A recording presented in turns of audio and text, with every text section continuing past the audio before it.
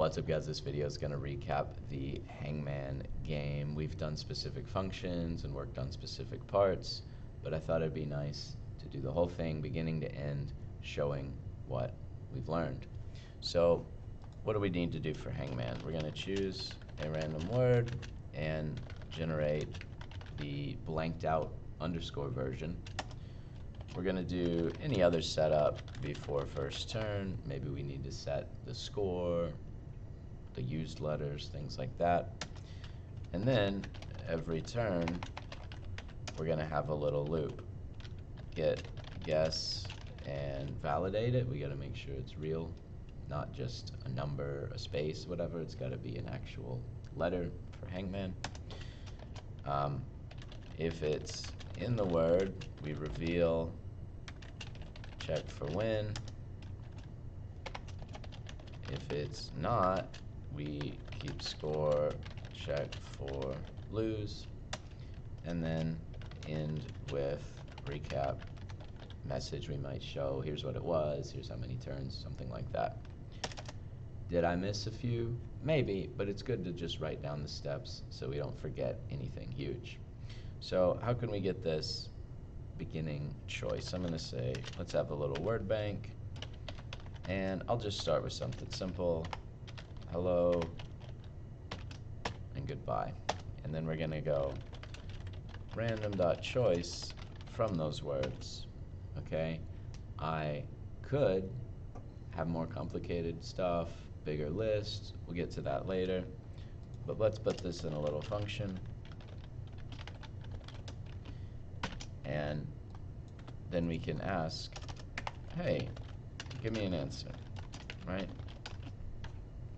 Then it's going to say, wait a minute, we don't know what random is. That's something you have to bring in. So most programming languages have built-in tools to handle networking, math, file reading, random, stuff like that. And Python is no different. You can say import random, and it'll bring in a module with a bunch of random functions to get a number, or to shuffle things, or to sample a few from a list. In this case, we have a function called choice, picks one. So now if I run it, well, it's working, but we don't see.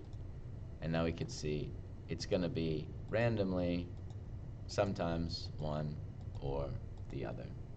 Great. Now let's do the blanks. Let's say blanks, and what I mean is the underscore version that the user sees, because they don't see the answer, right? And we got a great idea from this other program. We looked at someone else who had made Hangman, and they had a function called partial word. And the reason it was so good is because it can do two different jobs. It can make the blanks at the beginning, and it can also update them every turn with new information. So we're going to follow what that person did, even though it wasn't what we thought of in our first draft. So that function needs to know the answer and the used letters. So it's going to say, oh, if I've used an E, if I've guessed an E somewhere along the way, I reveal the E's. And obviously, right now it's nothing, but we still need to know that because we're going to use the same function on the first turn and the 10th turn and whatever. So obviously, we're going to need that. So let's initialize this used thing. It's going to add, as we go on, we're going to add LMQ, whatever you add. And now we can say, okay, answer and used are going to be sent to that function when we call it. And then I'm going to say we're going to have a thing that we build up one at a time. Often when you do that, you call it result, just because it's kind of a nice generic name for this. But we could call it blanks or whatever we want to call it. So we're going to go for each character in the answer. If it's been guessed, we reveal it. So we're going to go result takes char. So if I've guessed E and there's an E, well then we put the E in there. Otherwise,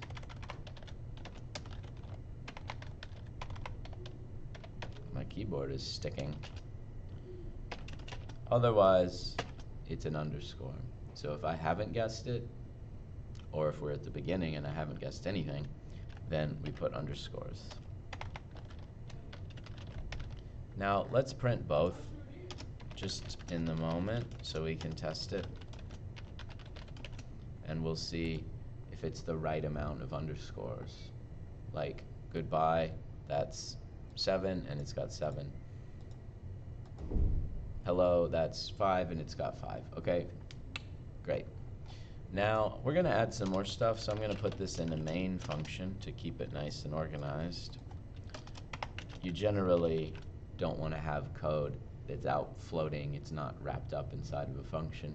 The only stuff you do is imports at the top, and then maybe some constants, like we could say, you know, max guesses or something like that that never changes. So if I run this again, we'll see that nothing's different. I just wrapped it up in a function. So what are we going to do here? We're going to start the cycle of turns. Every turn we've got to do something, right? So we're going to get the guess, input, let's say guess a letter, and then we need to check if it's good, because if they say something wrong, we don't want to use it. If they say like a 5, we don't want to check if a 5's in the word and then take points away when it's not. Or if they say multiple letters, no. Unless we add the feature later to let them guess the whole thing and solve the puzzle, right? So let's make a little function called valid, because it's going to say, is this a valid guess? And that needs to know the guess and also the used letters, because if it was used, we don't count it. If you say F and then you say F again, we don't want it the second time. So what are we going to do? We're going to go guess is alpha. This is a built-in string method that says true if it was an alphabetical character, false if it was anything else. Okay? And I think that applies to longer strings, like if it's a whole word, it would say is alpha true for the whole thing, but we're going to try to limit that and say no, and len of guess is exactly 1, right? If the length is 0, no, you can't guess nothing. If the length is more, no, you can't guess more than 1, okay? And we got to check one more thing, but since my text is kind of big, this is not really going to fit.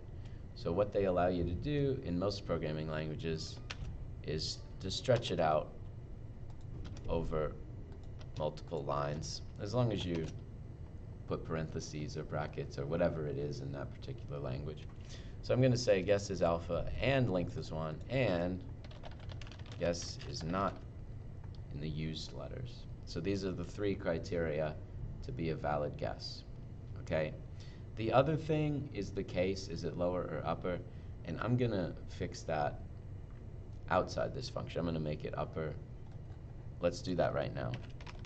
Instantly when they type it in, it's upper. We don't have any moments where we worry about a lowercase letter. Nope, doesn't exist, okay? In fact, we could put that on here too, just in case we had a word bank with lowercase. Nope, we don't like it. We change it to upper. So now we're going to say, okay, print valid guess and used so that we can test it, right? Because testing is important. I don't want to write the whole program. E is valid. E shouldn't be valid the second time, so we got to fix that. If it's more, no. If it's a number, no. Even if it's a single. If it's a blank, no. So we're going to have to say, update the used letters. So used plus equal guess. If it's valid, we don't want to like take the bad ones and add them to the used, you know what I mean? But just for the testing, it should say, uh-oh, I have it wrong now. What's going on? Well, if I add it to the used before I check, well, it's too late, right? So I need to add it the second time. Perfect. Did I make a mistake? Yes. Did I find out instantly by testing it? Yes, I didn't wait until later. Okay, so now we're going to say while not valid, we ask again. And then we're good. We're safe, right? Because once it's got past this line, we don't have to worry about bad guesses. They're definitely filtered out. You never get past it unless you've passed the test. So if I say E, well, we're not doing anything to tell them. So let's say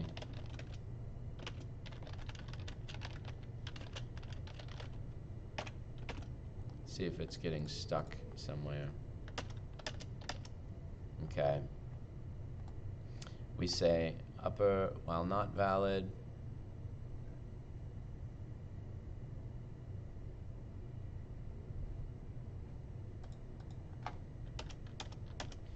It's not triggering this. It's just getting stuck in here. So what we need to do is to show the blanks at the beginning of each turn, okay? And we actually don't need that anymore over here. And we need to update the blanks, so let's do that. Let's say blanks equals partial word of what does it need to know, answer and used. So this is why this function is cool, because it was able to make the blanks at the beginning and update them whether or not it was in there. Like, we could check if it was in the word and only update if it was, but if it wasn't, that's fine. We're not going to ruin it. It got the double L, okay? Now, there's nothing to end the game, so let's check if the game's over with win or lose, right? So we can say if underscore is not in there, then we're done in a good way. And if something, we're done in a bad way. What's that something? Well, it doesn't exist. We need to keep track of the score. So let's make a thing, I'll call it lives. And when you get it wrong, you lose a point, okay? If yes, not in answer, lives -1. And now we can say if lives is 0, print, you lose, and we're done. That's a little repetitive to have 3 ifs. Maybe we can find a way to combine them, but at least they're simple. It's not like if, indent, indent. You're not like going too far deep into one or something. So now, I guess we should print the current status of like lives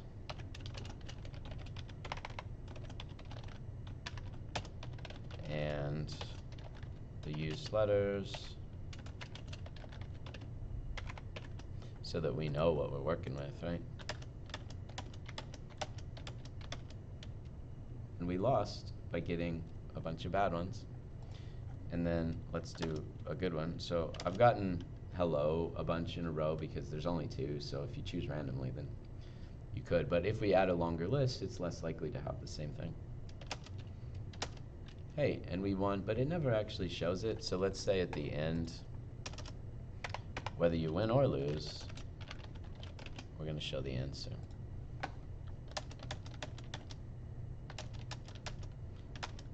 So we lose and it tells us what it was, and then if we win, this one is goodbye, right? And if we win, it says it as well, so that we get the satisfaction of seeing that. Finally, the next thing you might want to add is being able to handle multi-word answers that have a space, a colon, a dash, a number, an apostrophe. Currently we can't, but I will tell you that this is the only thing that would have to change. The list could handle multi-word strings. The valid guess is fine. The main function wouldn't even know. The only thing you'd have to change is this, where you'd have to say, if I find a letter that's not guessed, it's an underscore. If I find something else, I probably just put that in the answer, in the blanks that we show, right? Like if there's an apostrophe, I just put that in there. If there's a space, I put that in there so they can see some underscores and then space and then some more. So that would be the next thing you want to look at, because most games of Hangman have multi-word answers, and you draw it nicely spaced out. If you want to add more categories, print a little nicer, show a picture of the guy, we can talk about that too, but this is the basic framework. Thanks.